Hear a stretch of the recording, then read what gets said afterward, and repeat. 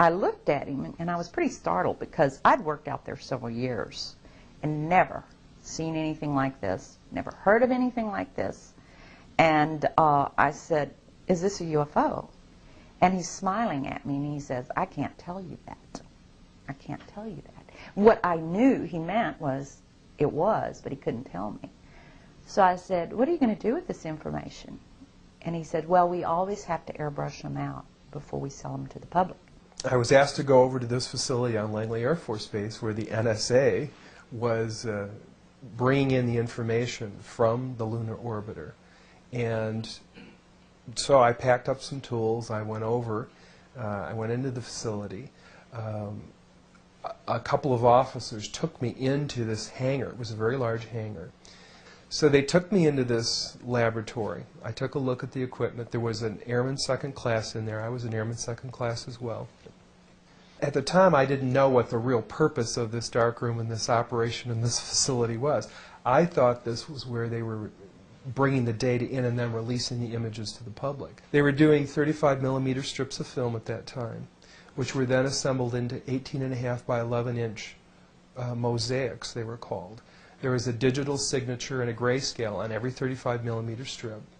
And those strips were from successive passes around the moon. So he was showing me how all this worked, and we walked over to one side of the lab, and he said, "By the way, we've discovered a base on the back side of the moon." And at that point, I became frightened, and I was a little terrified, thinking to myself that if anybody walks in the room now, I know we're in jeopardy, we're in trouble, because he shouldn't be giving me this information. And then he pulled out one of these mosaics and showed this base, which had geometric shapes. There were towers, there were spherical buildings, there were very tall towers, and things that looked somewhat like radar dishes, but they were large structures. If I compare it to what I'm seeing now, because I do have photographs that have artifacts in them that are similar to what I saw, they're massive. Some of the structures are, half a mile in size. So they're huge structures. Some of the buildings seem to have very reflective surfaces on them. A couple of structures that I saw reminded me of cooling towers at power generating plants. They had that sort of a shape. Some of them were just very, very straight and tall with a flat top.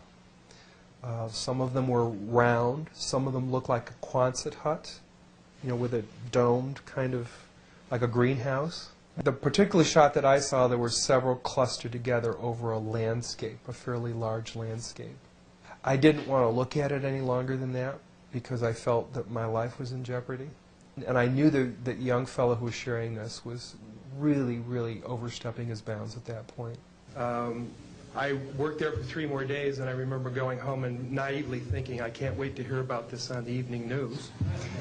And here it is, more than 30 years later, and I hope we hear about it tonight.